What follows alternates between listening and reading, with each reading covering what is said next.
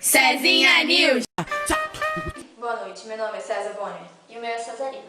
Hoje nós vamos falar sobre as hepatites B e C, que são doenças silenciosas, porém, que sem devido tratamento, podem ser devastadoras e com resultados fatais. Vamos assistir agora uma matéria sobre essa doença. Já tá gravando? Oi, gente, sou Cesana, estou aqui com o Dr. Drauzio Pinto e ele é PhD nesse assunto. Mas então, doutor, muito se fala sobre a hepatite, mas ninguém sabe o que ela é. Afinal de contas, o que é a hepatite? É uma inflamação no fígado causada pelos vírus HBV e HCV. Boa tarde, aqui é a repórter Cezina. Estou com a doutora especialista em hepatites B e C, doutora Ana César. Então, doutora, como se adquire a hepatite B? Transfusões de sangue foram a principal via de transmissão da doença, circunstância que se tornou rara com a obrigatória testagem laboratorial dos doadores e rigoroso controle dos bancos de sangue. Atualmente, o uso compartilhado de seringas, agulhas e outros instrumentos entre usuários de drogas, assim como relações sexuais sem preservativo, são as formas mais frequentes de contaminação na população. O contato acidental de sangue ou secreções corporais contaminadas pelo vírus, como mucosa ou pele com lesões, também transmitem a doença. Gestantes portadores do vírus podem transmitir a doença para os bebês, sendo no momento do nascimento, seja por parto, normal ou cesariana, sendo esse o principal momento de risco para a transmissão. Bastante interessante, doutora. Mas e a hepatite C? Como se adquire? A hepatite C, ela é adquirida em situações de risco, que são as transfusões de sangue, injeção compartilhada de drogas e os acidentes profissionais. Portanto, podemos nos contaminar com o vírus da hepatite C ao termos o sangue, as mucosas ou a pele não íntegra atingida pelo sangue ou por secreção corporal de alguém portador do HCV, mesmo que ele não saiba ou não pareça doente. A transmissão sexual do HCV não é frequente e a transmissão da mãe para o feto é rara, cerca de 5%. Não são conhecidos casos de transmissão da hepatite C pelo leite materno. Apesar das formas conhecidas de transmissão, 20 a 30% dos casos ocorrem sem que a pessoa possa demonstrar a via de contaminação. Essa doença é arretada, então. Mas e aí, me diga, quais são os sintomas disso? Na hepatite B, assim como em outras hepatites, muitas pessoas não apresentam sintomas e descobrem que são portadoras do vírus em exames de rotina. Quando presentes, os sintomas ocorrem em fases agudas da doença e são semelhantes aos das hepatites em geral, se iniciando com mal-estar generalizado, dores de cabeça no corpo, cansaço fácil, falta de apetite, náusea e febre. Interessante, doutora. Mas são só esses sintomas? Não, mais tarde, tipicamente, surge a coloração amarelada das mucosas e da pele, coceira no corpo, urina escura e fezes claras. Ao final de 10 a 15 dias, os sintomas gerais diminuem muito, mesmo na vigência de icterícias, que tende a desaparecer em 6 a 8 semanas, em média. A resolução da doença ocorre em mais de 95% adultos que adquirem hepatite após a fase aguda, que pode passar despercebida. 1 a 5% dos adultos não se curam da infecção e ficam com hepatite crônica. Desses 25 a 40% pode desenvolver cirrose e câncer de fígado. O risco de crianças tornarem-se portadoras de hepatite crônica é bem maior, cerca de 90% em recém-nascidos e 50% na infância.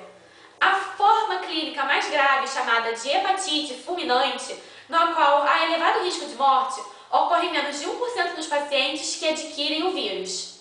O risco de doença crônica com má evolução é maior em quem usa bebida alcoólica, em bebês que adquirem a doença no parto e em pessoas com baixa imunidade, pacientes com AIDS e em quimioterapia ou submetidos a transplantes de órgãos, por exemplo. Ok, mas esses foram os sintomas da hepatite B. E da hepatite C, doutora? Quais são? Diferentemente da hepatite B, a grande maioria dos casos de hepatite C não apresenta sintomas na fase aguda ou, se ocorrem, são muito leves e semelhantes aos da uma gripe. Já há tratamento para a fase aguda da hepatite C, diminuindo o risco de cronificação. Por isso, pessoas suspeitas de terem sido contaminadas merecem atenção, mesmo que não apresentem sintomas. Mais de 80% dos contaminados pelo vírus da hepatite C desenvolverão hepatite crônica e só descobrirão que tem a doença em exames por outros motivos, como, por exemplo, para doação de sangue. Outros casos aparecem até décadas após a contaminação, através das complicações, cirrose 20% e câncer de fígado em 20% dos casos com cirrose. Muito obrigada, doutora.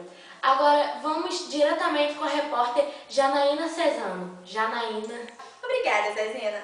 Então, aqui vamos falar com a enfermeira Clareza e ela vai nos dizer qual é o diagnóstico da hepatite B e C. Como se diagnostica a hepatite B? Olha só, os sintomas não permitem identificar a causa da hepatite. Hepatites em adultos, especialmente se usuários de drogas injetáveis, homossexuais ou pessoas com muitos parceiros sexuais, levantam a suspeita da hepatite B. A confirmação diagnóstica é feita por exames de sangue, onde são detectados anticorpos ou partículas do vírus da hepatite B. O exame central no diagnóstico da hepatite B crônica é o chamado antígeno de superfície do vírus B, HBsAg, que quando reagente positivo indica a presença do vírus e possibilidade de transmissão. A quantificação do vírus HBdNA quantitativo, também chamado de PCR quantitativo, realiza também por exames de sangue, é usada para a confirmação da atividade do vírus e é fundamental na definição da necessidade e monitorização do tratamento. A biópsia hepática, retirada de pequeno fragmento do fígado com uma agulha fina para análise microscópica, pode ser necessária para avaliar o grau de comprometimento do fígado e a necessidade do tratamento. Tudo bem, enfermeira. Então nos diga agora como se dá o diagnóstico da hepatite C. Na fase antes do aparecimento das complicações, exames de sangue realizados por qualquer motivo podem revelar a elevação de uma enzima hepática, conhecida por TGP ou ALT. Essa alteração deve motivar uma investigação de doenças hepáticas, entre elas a hepatite C. A pesquisa diagnóstica busca anticorpos circulantes contra o vírus C, anti-HCV. Quando presentes, podem iniciar infecção ultrapassada ou atual. A confirmação de infecção atual é feita pela identificação do vírus no sangue, pelo método da reação da cadeia da polimerase, PSR, RNA e HCV. Com a evolução, aparecem alterações de exames de sangue e da ecografia, ultrassonografia do abdômen. Muitas vezes, o médico irá necessitar de uma biópsia hepática, retirada de um fragmento do fígado com uma agulha, para determinar o grau da doença e a necessidade de não ou tratamento. São realizados também a direção do tipo de vírus, genotipagem, e da quantidade de vírus circulante, carga viral, que são importantes na decisão do tratamento. Muito obrigada, enfermeira Clareza. Você esclareceu bastante as coisas. Bem, agora vamos com a repórter CC, Neide.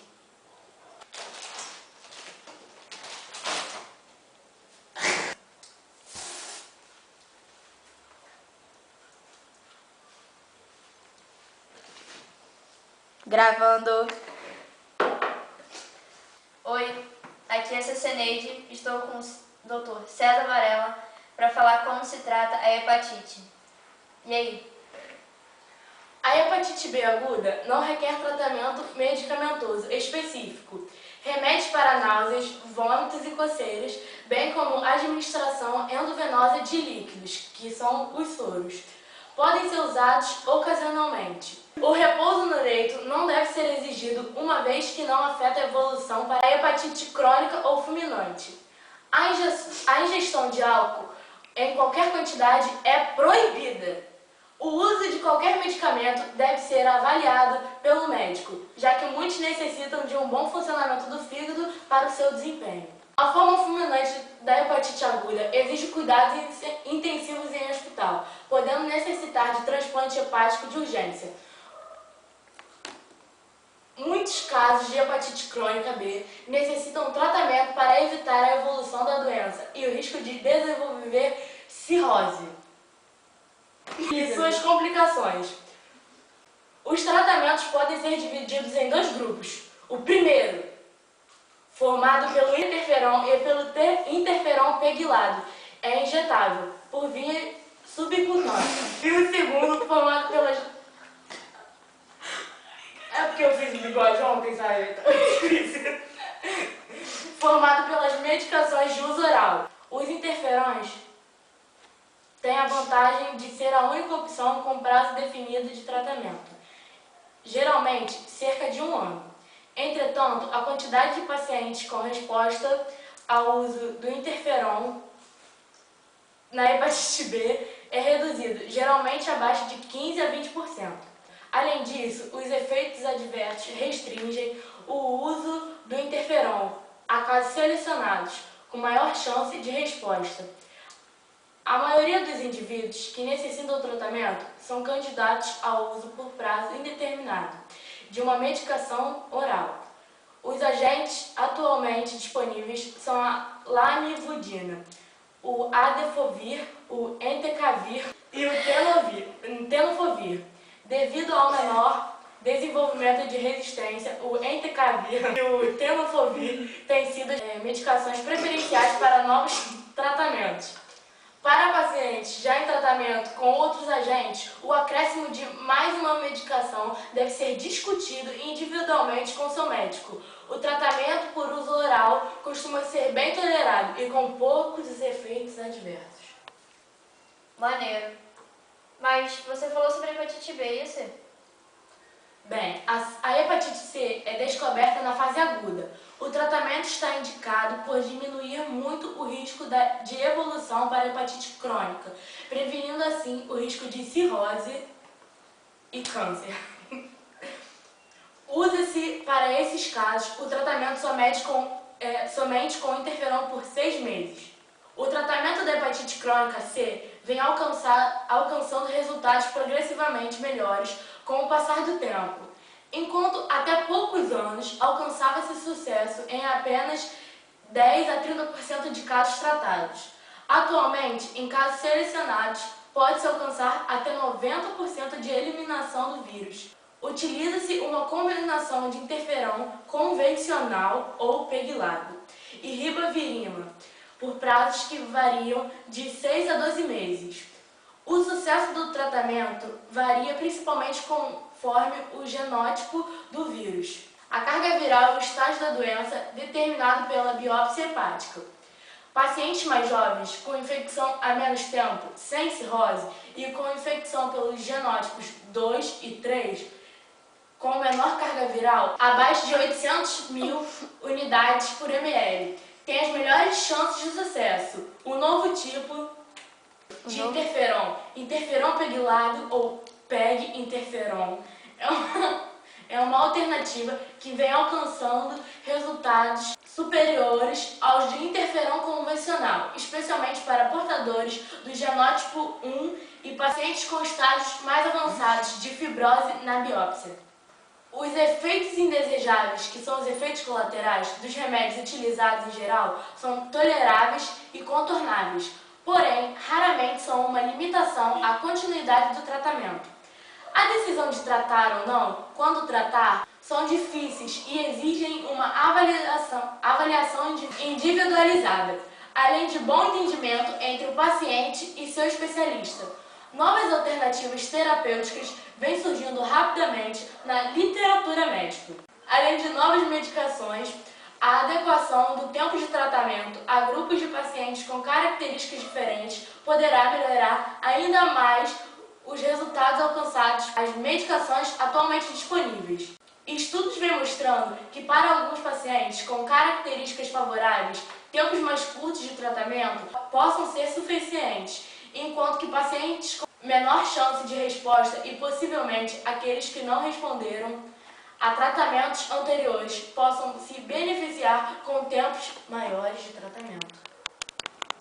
Gravando. Valeu. Agora vamos com a Cesara Badia entrevistando uma moça. Ai. Vai, Badia.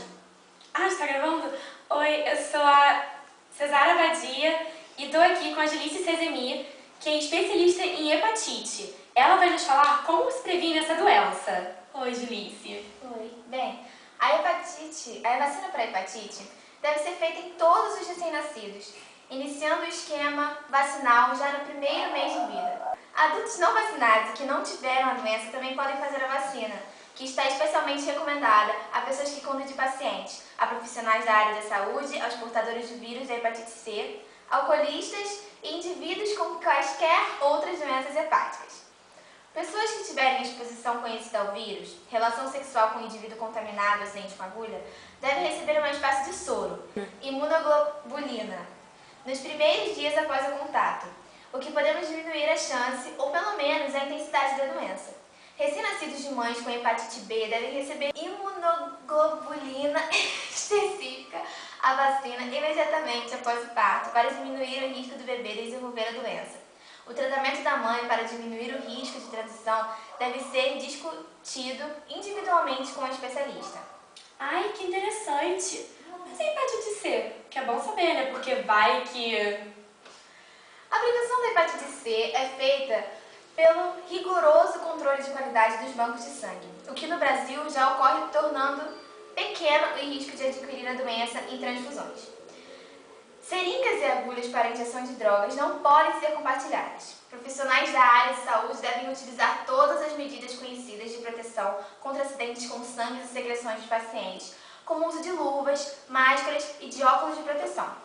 O uso de preservativo nas relações sexuais com parceiro fixo não é indicado para a prevenção de transmissão da hepatite C. Ai, que ótimo. Muito obrigada, dona Julícia. É sempre bom saber sobre prevenção, né, gente? Bom, então, é com você, Bora. Bem, então é isso. As recomendações são basicamente isso. Fique longe de bebidas alcoólicas se é ou for portador de VHC.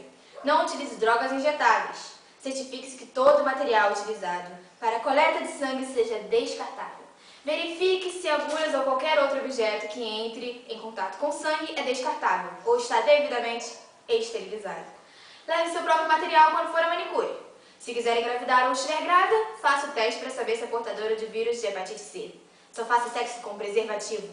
Tome as vacinas contra hepatite A e B, a vacina contra a gripe, todos os anos e a vacina contra a pneumonia se é portador de VHC. Mas atenção, nas relações sexuais é fundamental o uso de preservativos. A chance de pegar hepatite B numa relação desprotegida é bem maior do que pegar AIDS. Qualquer forma de relação sexual pode transmitir hepatite B. Ó, isso aqui é o ponto extra, tá? Tá vendo, né? Muito trabalho,